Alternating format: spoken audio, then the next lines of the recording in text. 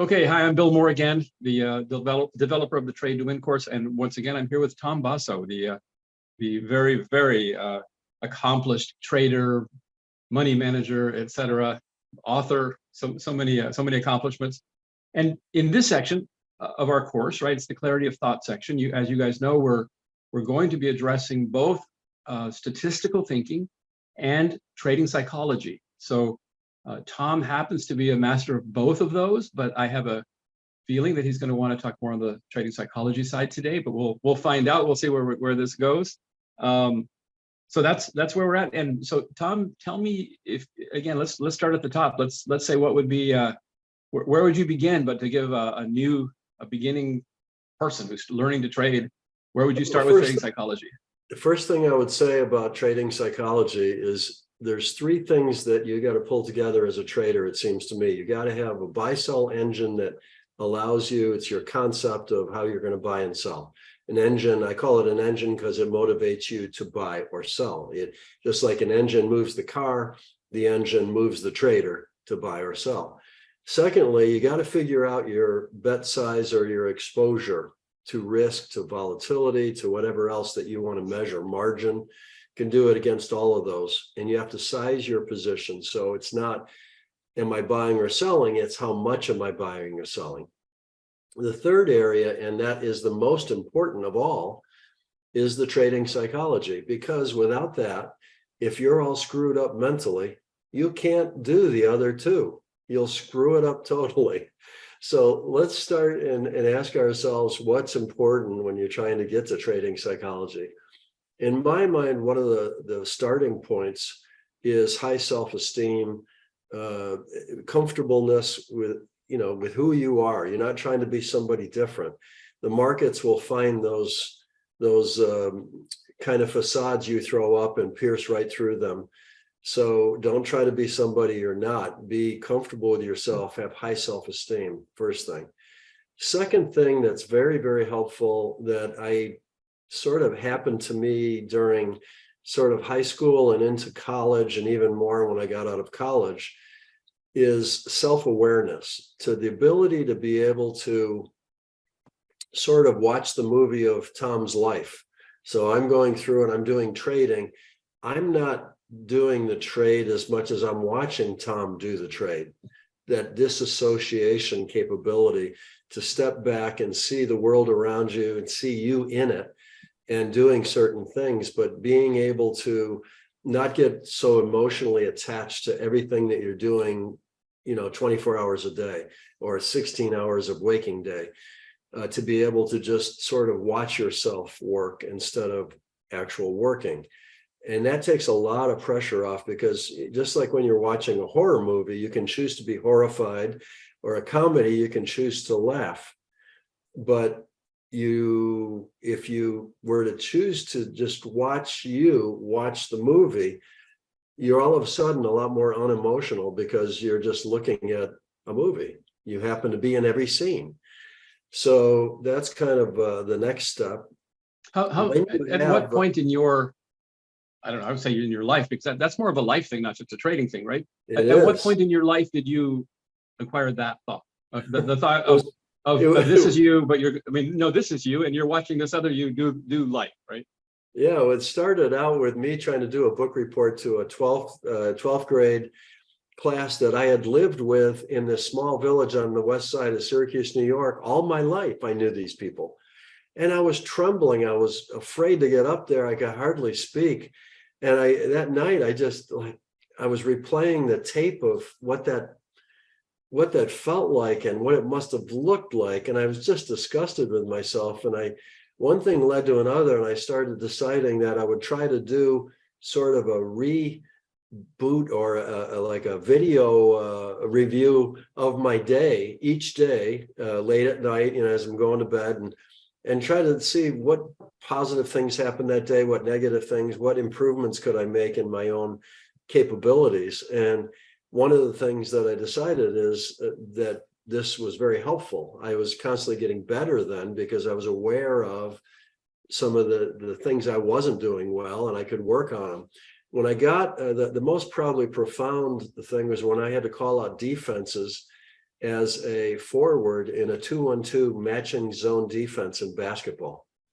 I had to keep track of people going behind me. I had people going in front of people. I'm yelling out, Pete, you got a guy cutting behind you. Barry, be careful on the right, and getting the zone shifted, shift right, shift left. We got to get those guys out in front. That's a lot to go through your brain. And I'm having to actually not only call that out live, real time, but I also have to keep track of what I'm doing, so there's two parts of my brain that are at work at all times. Once I got through that, it was public speaking. When I got in the chemical engineering field, I really, really embraced being able to get up in front of a small group, because I just remembered that high school book report, and I was going to beat that. And I became pretty good at, you just give me any topic. In today's world, if somebody were to I was attending some conference in the futures industry, and somebody said, Tom, you're well known, why don't you get up and say a few words? I would do it with no problem whatsoever. I'd have fun doing it. So that's the progression of what I've done, from going from being completely almost dysfunctional, giving a book report in high school, to, being interviewed like this, once or twice or 3 times a week, and giving speeches to whoever wants speeches. If they, I've done a bunch of keynote addresses, and most of them are video these days, because why travel to Singapore, let's say, if you can just get on a Zoom call? But it's really easy for me nowadays, and I think a lot of that is awareness. It got me there. And awareness is how do you say, it's a big word today, right? But I imagine when you started it, that word wasn't so common, right? I mean, that type of thinking would have been very out front, let's put it that way, at that time. I probably didn't even know it back then to call it awareness. I was just, right. It was just my life, And right. I put, by the way, I have a little sticky I have that I put on the courses when I'm telling people, look, now I want you to go practice this, and guess what? It's like a little yellow sticky, it looks like on it, but it's a graphic, of course, and it says pay attention. Yeah. That's all it says.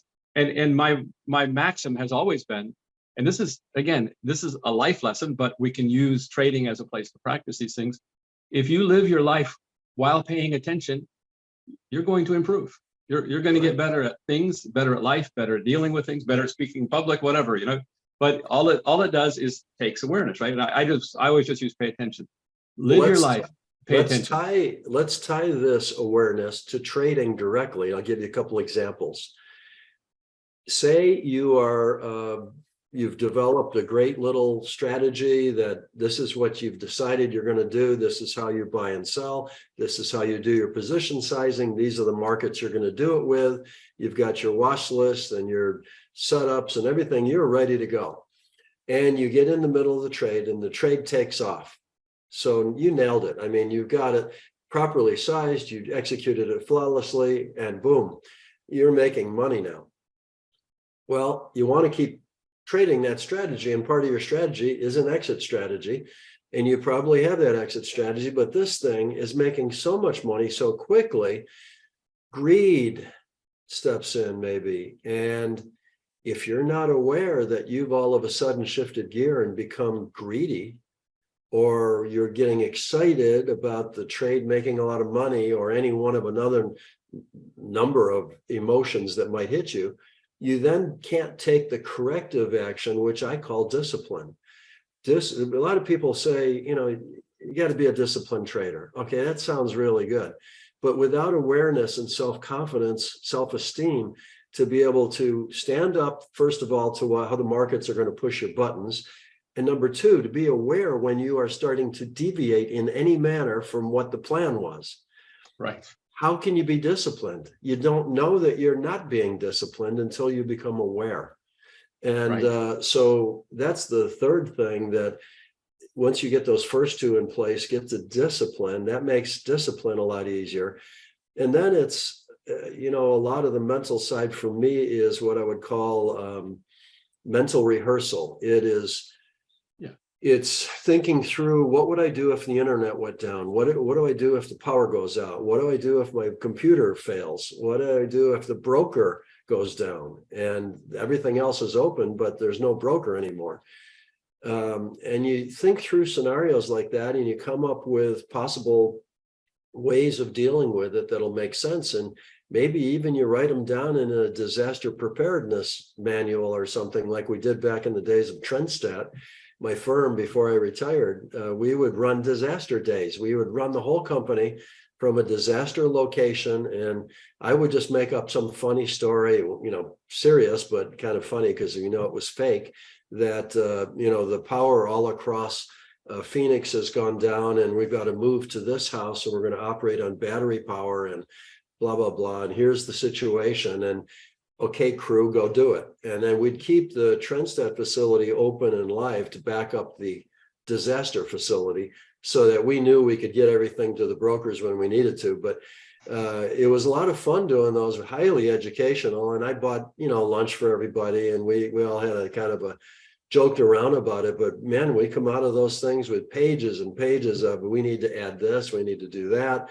No, we need that's to great. add these computers, and we were ready to go if something happened. So a lot of traders don't even think about that. They just open up in the morning, they wake up and off they go, and they start trading their brains out.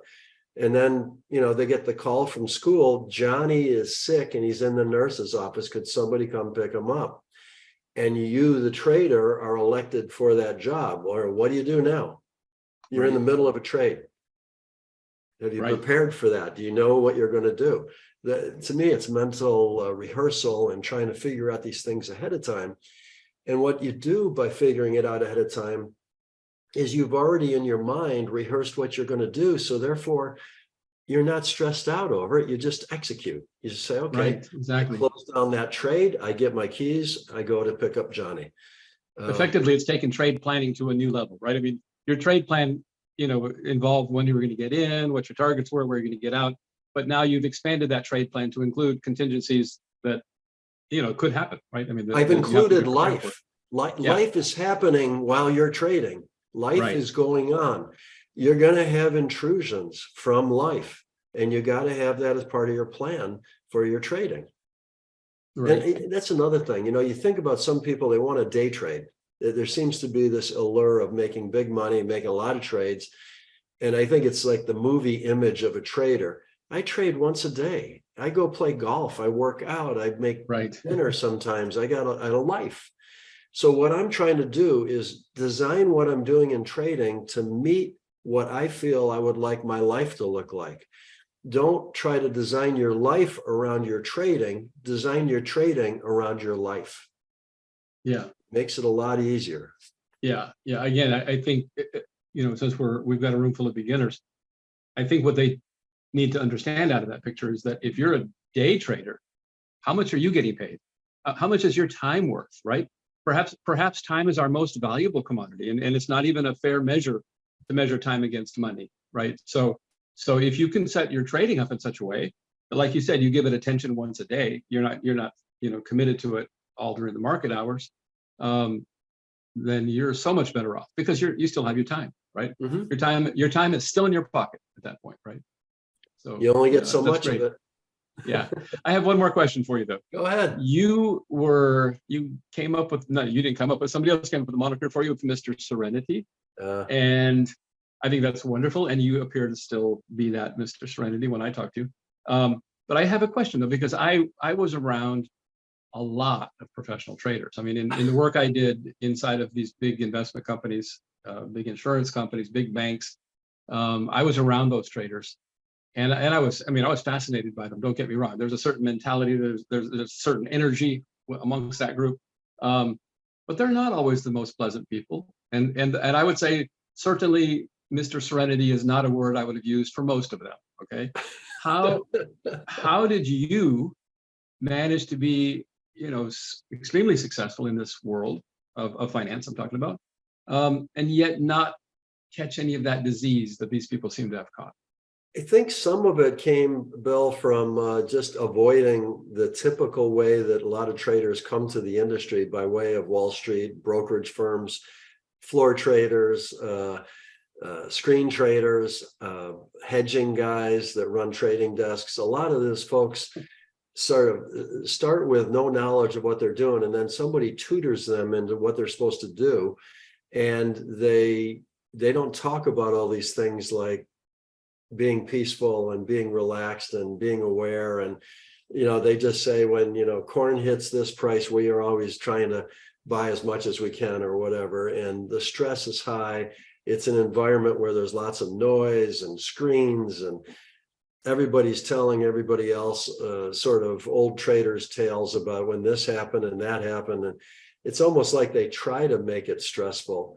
And it takes a long time for somebody to go away from that environment and then relearn how to just be serene and be aware and kind of pay attention to the rest of your life rather than just making your whole life about trading.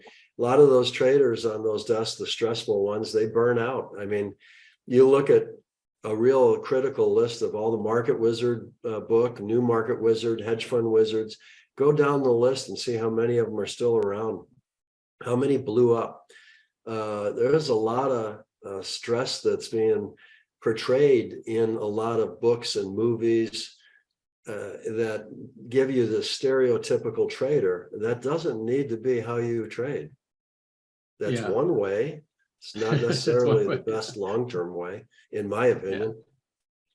Yeah. Well, I'm telling you that looking at the list of Market Wizards and meeting you, you're the one I would try to emulate. Trust me, you're that mentality that you exude is what we should all be, trying to do as traders. So, well, as people, but as traders also. So, anything else on the trading psychology side? Otherwise, we're going to jump off and get ready for our risk management. I covered I'd say the 4 or 5 major points I would make. I could talk about trading psychology. Yeah, I know it's an extensive topic, right? I'm trying to give sort of a mile-high view of the whole thing, and I think we've covered the important things. But definitely spend more time thinking about your mind and your own psychology in trading than you spend trying to find your next buy-sell engine, or figuring out how many shares you're going to buy or how many contracts you're going to buy if you're trading futures. Those are important topics, but they're not as important as knowing yourself and being good with your mental side, because if you aren't, you will mess up everything. Yeah. Thank you so much for that advice. It's going to help people not just in trading, but you'll be better in life as well. So you will. So thank you so much. Let's take a little break and we're going to come back and talk about risk management. Thanks, Bill.